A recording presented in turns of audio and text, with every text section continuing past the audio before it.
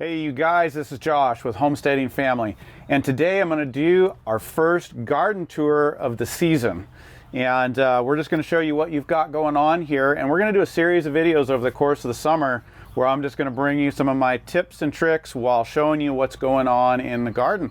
So we are starting right now in the greenhouse. You can see we've got, this is where we get our first harvest of the season. This is a whole lot of cold season leafy crops. And it's great to get it started in this little greenhouse, and this gives us early fresh harvest. And as you can see, this is going along real well. We cut salads out of here once or twice a day. Okay, so this is a part of the garden, but as you can see, this is not an annual vegetable production part of the garden. This is our tree nursery, and every homestead or small holding should have a tree nursery. We always want to be growing perennials and thinking about long-term harvest, not just annual harvest. So these trees right here were all put in last year as small saplings, and we're going to grow them out for another year. And probably next year we're going to have a major tree planting on the property. And this other area in grass here is getting ready to get turned up, and we're going to fill it in with more trees. Come on down here and I'll show you. We've got chestnuts, pears, apples, plums in here, and we've also got a bunch more apples that are going to go into the nursery so that we can grow them out. And the great thing about this is that we can buy them very small. We can buy them newly grafted and grow them out for a couple of years here, and then move them and plant them. And that is a huge cost saving when you're trying to develop an orchard or a perennial system on the homestead. Okay, I am really excited about this. You guys know that I like my bean tunnels, tomato trellis, cucumber trellis, whatever you want to call it.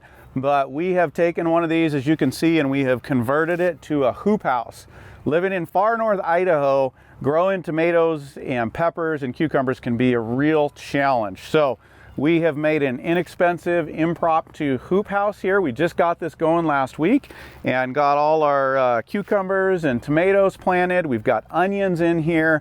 So this is a little bit of a salsa and pickle garden, if you will. And it's going to be fun to see how this plays out this year. And there is a video you can check out. We'll link to it below on how we built the bean tunnels. And we just then bought some plastic, some hoop house plastic to put over the top of it. And this is really, really exciting. One tip on weeding: get into your garden every day and pull weeds while they're small. It's very easy and very quick. I can do a 65-foot row in about 5 minutes. Okay, this is one of our strawberry patches. This is actually a June bearing, or up here it's usually in July strawberry. So instead of bearing all through the season, this is going to have one main crop during the year. These were all transplanted last year, so it's going to take a couple years for this to fill in. But you can see these guys are really springing up, really healthy, got a lot of flowers going already. And so this is going to be a first year crop for us really, and it's going to do okay.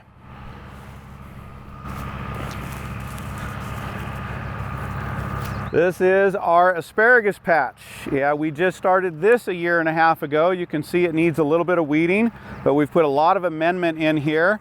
And because this is still a young patch, we're harvesting early, or we're harvesting light right now. And you want to do that with an asparagus patch so that it can really get developed. And over the course of several years, as its root structure develops, you can start to harvest more and more. And it's really important, no matter what year your asparagus garden is in, to let a good amount of it, after you've taken your harvest, grow out and go up to seed and establish itself. You want to do that every year.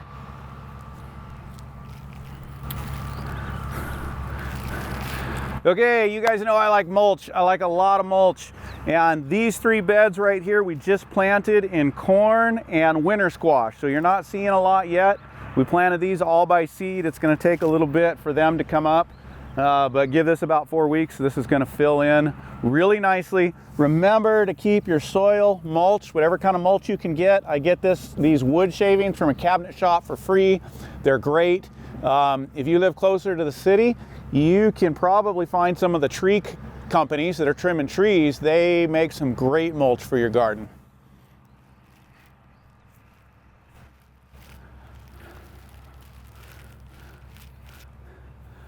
All right, this is the other bean tunnel. We've got peas going in here. We've also got spinach. I always try to plant at least 2 crops in a row, 3 if I can, to maximize the use of my space and for diversity, both above and underground. And so peas and spinach can do well together.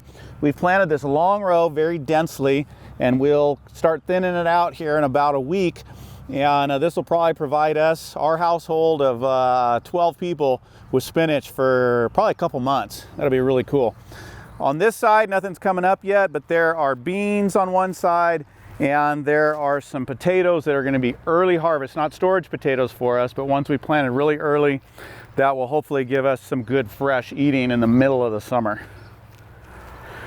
All right, so in this row, we've got potatoes. These potatoes just went in. They're going to be actually a storage crop for us, so not a lot happening here. There's a few of last year's coming up.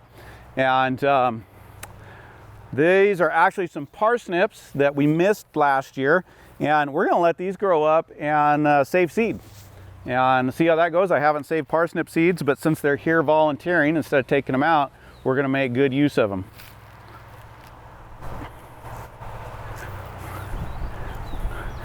We've also got cabbages and broccolis in these potato rows, and these are for early harvest, and these will start getting going in about a month, and this is just going to give us some additional fresh eating through the middle of the season before the potatoes get too big, and then they'll come up and grow around them.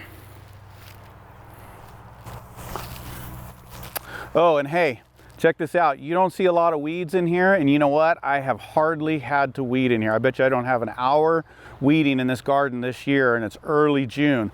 Last year this time, there were weeds like crazy. Reason being is, one, we didn't till it up this year. We did all these permanent beds last year, got all the tilling done, and had a lot of weeds come up last year, a lot more. And so when you don't till, you're not bringing the weed seeds to the top, and then also the mulching on top keeps the soil a little bit cooler, and that also slows down the weed growth. We'll get them when it warms up, but I'll bet you we have 75% less weeds for this time this year than we had last year.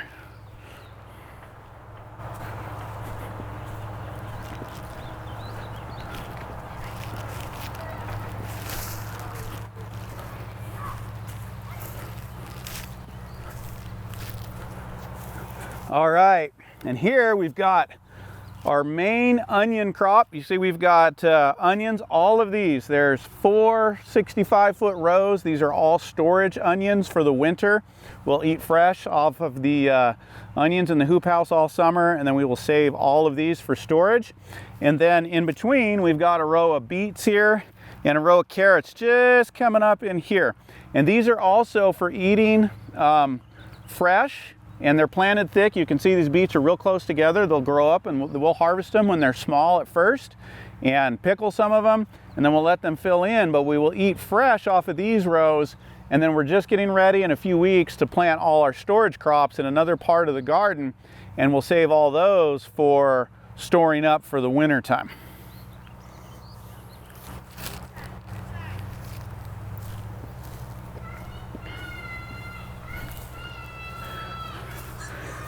And this is our garlic patch. And you can see the garlic is doing pretty well. We've got some empty spots. That's because we're trialing garlic right now. This is our first patch on this property.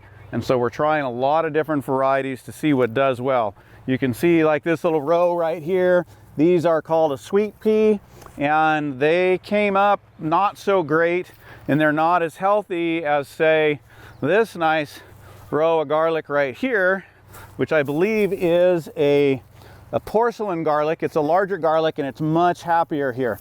So this will be, I can tell you right now, this will be one of the varieties we will select to do more of on the following year. And even here, we've got garlic, but what's planted now is chard all down the middle of this row. It's just seeded, so it's not coming up yet, but this will be our row of chard. And it will mature up as the garlic comes out. We will leave the chard, and we'll have that chard to eat off as long as weather will allow into the fall, maybe winter.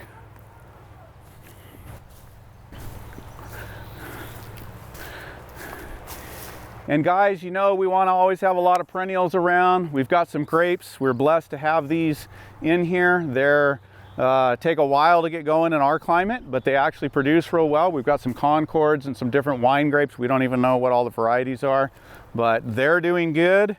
And we've also got some currants, some blacks and reds. Looks like there's going to be a very nice harvest this year. Currants are really, look at this, is just loaded. Wow, it's going to be a nice currant harvest. And we also have some gooseberries. If you guys haven't grown gooseberries, you got to try them. They are awesome. They're a little bit of a thorny bush and not always fun to deal with and not as productive as, say, the currants, but they are wonderful. I've got about 3 more bushes I'm going to add in this year that a friend gave to me. And the more perennials we can have in, the better. And of course, the last part of our main garden here is the raspberries. We've got about 80 of them. This patch was in pretty bad shape. But it is starting to come back very, very nicely.